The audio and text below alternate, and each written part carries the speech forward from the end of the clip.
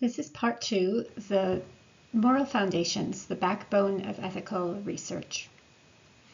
So you have just finished reading about some abhorrent cases of abuse by researchers of research participants, due not to necessarily intention to cause harm, but to obliviousness or indifference to the harm that they were causing, kind of like collateral damage in a war.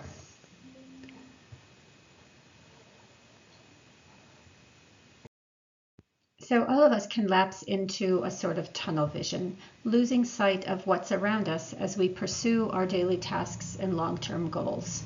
And there's not a one of us who is immune to this, because we can't take in everything going on around us and at the same time keep track of just one thing. We lack the cognitive capacity. We must practice it a great deal. In fact, perhaps we ourselves or you have done this. Let's say when you're driving and you have a strong intention of getting somewhere, you have a destination that you must reach, and in doing so you maybe lose your awareness of the fact that all of these other cars hold drivers that have goals that are as important to them as yours are to you, and perhaps you pass them quickly or roar by them, or you become unaware, forgetful of the fact that those are your fellow human beings. So we're all vulnerable to this. But as you know, some of these abuses were far worse. And so because of the worst that emerged when people lost awareness, that is what we saw in the last lecture of just some of the historical abuses, an external spine must be established in the form of rules that guide and direct behavior. And I'm going to liken it to a compass and say that, like this first top left image, if the internal compass in each of us was strong and infallible, always consistently directing us toward right action, we wouldn't need any rules for any of us. We would need no external guidance. And I think we all know people who have a very strong internal compass, who will take right steps and right action consistently and irrevocably. But however, time and again, our internal compass fails us. And speaking collectively as humans and even individually, there have likely been times when our internal compass has failed, and distorted by tunnel vision, by biases, and by a medley of other weaknesses like desire to reach a goal. We have to then accept that our internal compass has failed, and therefore we impose like an external compass to guide our way. So we reach the depth or the abyss of this human cruelty, resulting potentially from intention toward cruelty, and perhaps in some cases toward unawareness of what they were doing. In any event, horrendous atrocities were committed on innocent individuals who had already suffered, had already been taken from their homes, watched their family members, watched their children torn from their arms, starved, tortured, exposed to the elements in the cold with no clothes and no way to wash and very little food, alone without family in concentration camps. This is what happened to so many, many people, Jewish people, but also others who were different, like gay people, like gypsies. These are the people that the Germans were trying to eradicate. And in doing so, they placed these people into concentration camps where doctors were allowed to use them as toy things, as pawns, to answer idle, curious questions. What would happen if we, take an electrical prong and place it on this part of the body? Abhorrently cruel things with no purpose, no function. Or testing drugs that had no reason to be tested on human people, even on children. And these two short little video links, if you have the slides, you can watch them. I'm not going to show them, but this is the abyss, probably one across history of many human abysses, but within our recent history, this is one of the most abhorrent abysses of human on human cruelty. Well, there are so many to choose from, aren't there? But this one was quite horrendous because doctors were intentionally and indifferent to the fact that these were fellow human beings that they were torturing and committing experiments on. And my own grandma, who is not Jewish, but she herself even was taken across Germany in a cattle car with many other very poor people after her brothers had died and her father had tried to come to the US for safe haven. And thankfully they found a way to escape and come to the US. But this was very real in her life. She was 13 years old when they came. She did not speak any English, and she endured a great deal of struggle watching her brothers die in some of those atrocities that took place in Europe. So the Nuremberg trials are the trials that happened after the war ended, in which the war criminals were brought to trial, and the dark underbelly of all that had been happening was exposed. Light was cast on it, and the world was horrified.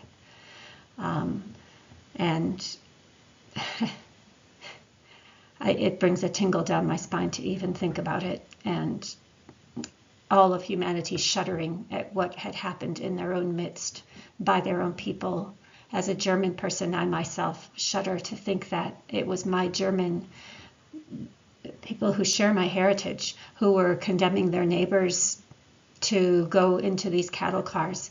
It was maybe my neighbors who were the doctors who eventually were torturing these people, and I still feel shame at thinking of that, my predominantly German background, as even though my people weren't there anymore at that time, my family had already escaped to the United States, still I shudder to think that that's my genetic background. In any case, these were the Nuremberg trials, and from these trials, after the world had that horrifying experience, these moral principles of research were established because it became clear that we humans, all of us, even the best of us, are vulnerable to having a failure in our internal compass. And so that's why we established these principles and guidelines that we will be discussing in class today. Well, the Nuremberg Code was developed in response to that. And so there are a number of things that emerged here, and then after I discuss these, I'll show you some of the highlights. So this first bullet point is suggesting that each individual who participates in a study must know what's going on, be well informed, and volunteer to participate. Secondly, every experiment should aim at positive results for society that cannot be procured in some other way. So we can't do needless experiments. Each experiment shouldn't just be pulled out of the air. It should be based and built upon previous knowledge that justifies the experiment. So that's the literature review that you're all doing. It should be set up in a way that avoids unnecessary physical and mental suffering and injuries, or in otherwise we minimize the risk to the individuals. If there is any reason, looking at number 5, to believe that it implies a risk of death or disablement, it should not be conducted. The people who are here and healthy, they can't be compromised in that way. The risks should be in proportion to the benefits, so we shouldn't have risks that are greater than the potential benefits to humanity. 7, preparations and facilities must be in place to protect the people against the risks. So if there are risks, first off, we have to have it in a way that minimizes those. And secondly, we need to take care to ensure that individuals are cared for if anything should occur. 8, the staff who conduct or take part in the experiment have to be trained and qualified. So we can't have people who don't really understand science attempting to conduct experiments. 9, every individual must be free to quit the experiment immediately at any point when they feel that need. And finally, the medical staff have to stop the experiment if they observe that there's a danger to the participants. So this is a code. And a code is like a set of guidelines. In a nutshell, this code, says we have to have qualified researchers. People have to know what they're doing, informed consent. Participants have to be free to leave, and the risk-benefit ratio must be favorable. But even after the Nuremberg Code, there continued to be wrongs that needed to be corrected. And if you're looking at the slides for this, you can play this 3-minute video about the Tuskegee study, which you will recall from a previous lecture is the one in which poor Black men were placed into a study of syphilis in which they were left untreated to give an illness to their families. They would lose organs, they would lose their lives, their wives would get the disease, and they were never told, and they were treated as if they were ants. That's the best thing I can think of, the way a child would treat ants in an anthill before he learns that they too are creatures striving to do their best in life. This resulted in this and the many other studies that we talked about, including the Milgram study that we'll look at the end of this lecture, promoted distrust. It caused people to distrust science and to distrust the scientists who were looking at them with a magnifying glass as if they were nothing but specimens. And that distrust remains with us today, and this distrust fosters some of the social problems that we still suffer. For example, distrust of doctors who might prescribe birth control causes some people to not want to take birth control, and therefore they have children when they're not ready for children, and then we have a perpetuation of maybe challenging financial states. Or distrust of doctors during the COVID pandemic caused some people to say, oh no, they're trying something on us. This can't be believed. This vaccine can't be trusted. And that resulted in many more deaths. And once a trust is violated, as happened in all of these studies, it takes a very, very long time to rebuild.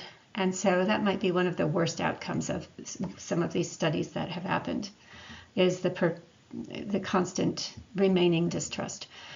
And so that is why these codes and guidelines are so important. And even if it seems, as we go through this, you'll see that it can be quite a barrier and frustrating to go through so many checks of whether a study is ethical. But that is what we do. That is what we must do to pay for the failure of the internal compass in some of our earlier scientists and explorers.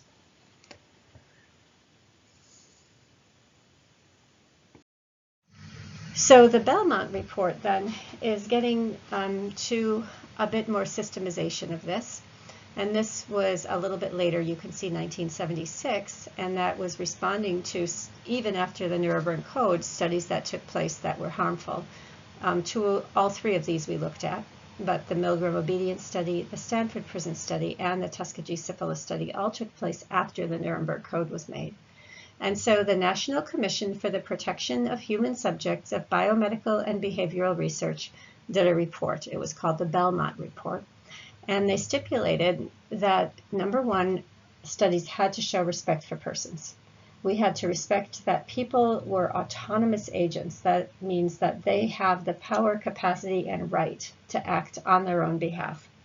And if they don't, if they're vulnerable in some way, or if they have diminished autonomy because maybe they're ill or mentally ill or disabled in some way, or maybe they're children, or maybe they're in prison, they don't have a way to act on their own behalf, then we have to go through extra means to protect them. The second principle is beneficence, that we have to minimize harms and maximize benefits. And so we do everything in the experiment to find out what we need to find out, which are the benefits, but to absolutely have as little risk to participants as possible. And thirdly, justice. We distribute the benefits and risks fairly across individuals. So let's look at these in a little more detail.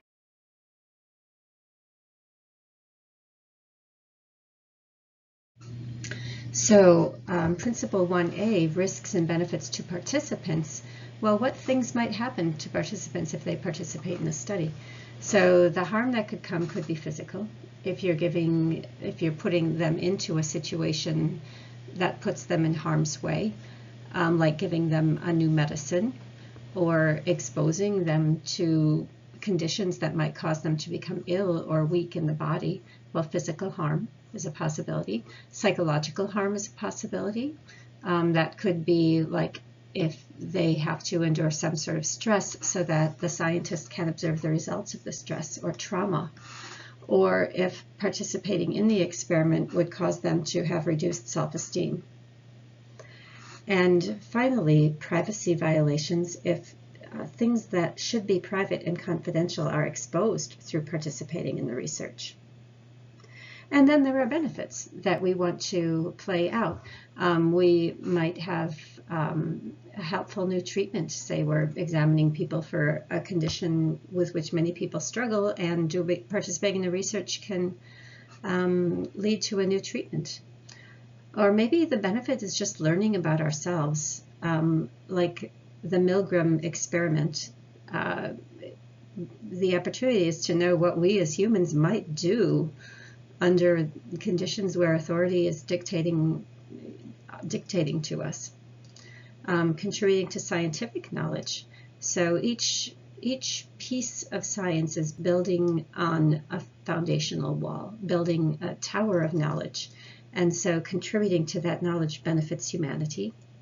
And it could be something really tangible like compensation, course credit, money, food, something like that. And so you don't want the risks to outweigh the benefits as they do in this example. At the very least, you want them to balance, or ideally, the benefits outweigh the risks. So when we say risks and benefits to society and to science, well, the risks could be that the study is poorly designed, not interesting, which means that it could be a waste of time, money, and effort. Or if the research results are misunderstood or misapplied, then that could be harmful. And we might think about, say, in the field of physics, the understanding of nuclear energy led to nuclear bombs and put us into a situation that risks all of society. Or even just results that show, psychology studies that show how people can be manipulated. Well, those can be misunderstood and misapplied also. And conversely, there are benefits. We can get new medicines, vaccines, safety measures, many other things that can make the world a better place to live thanks to science. And there are benefits to science, that is building that foundational knowledge upon which other experiments can be built, and eventually these society benefits can be achieved. So principle 2, acting responsibly and with integrity. So having the character quality of being honest, reliable, and fair is what integrity is, and that leads research to have some obligations to participants, to, when conducting a study, to carry it out with care, with thoroughness, with competence, to know what you're doing, not waste their time and not risk their well-being. To meet your professional obligations in terms of sharing your research, in terms of obtaining consent, in terms of sending the information back to participants. To be truthful, and to make sure that participants are not harmed by their experience.